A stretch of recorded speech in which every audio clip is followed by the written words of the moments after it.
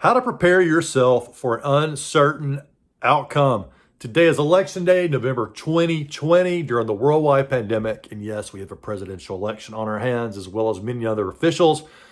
And we don't know what's going to happen. There's a lot of uncertainty out there. Tensions seem to be high. And again, we don't know what the outcome is going to be. But the one thing that's certain is life will go on afterwards. And so what do you do in the meantime? And what you could do is you could completely distract yourself from the situation with a book or Netflix and bury your head in the sand. You can do that. Another option is you could relentlessly refresh the browser on your phone and track the election results as they come in. Or you can do a third option, which is you could productively prepare.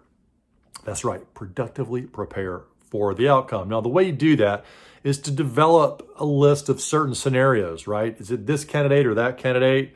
Or maybe the uncertainty goes on for a while as they're tallying the votes and there's lots of confusion there. But whatever happens to be for you, right? You have the emotional scenarios that could come out of this, the frustration, the sadness, the joy, or it could be something financial related or something in your community.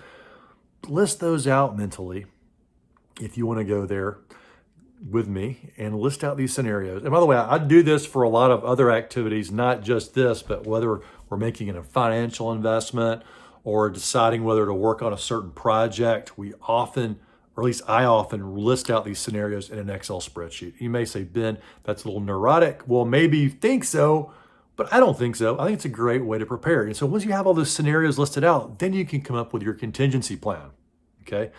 And that is so great because it gives you peace of mind, right? You thought through these scenarios. Now, a year ago, no one probably would have listed out in any scenario that we would have had a pandemic on our hands. But if you'd have listed out a bunch of scenarios for whatever financial investment or emotional outcomes for the year, you might have come up with one that might be supportive during a pandemic. Now, during this election, again, we don't know what's going to happen.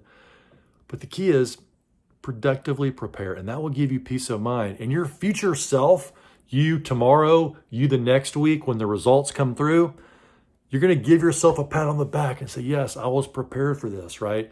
I was prepared for the emotional impact, and I know what to do, and I've thought through this. And just that little bit of preparation, again, can give you peace of mind and can help you be more successful as life continues beyond this election season.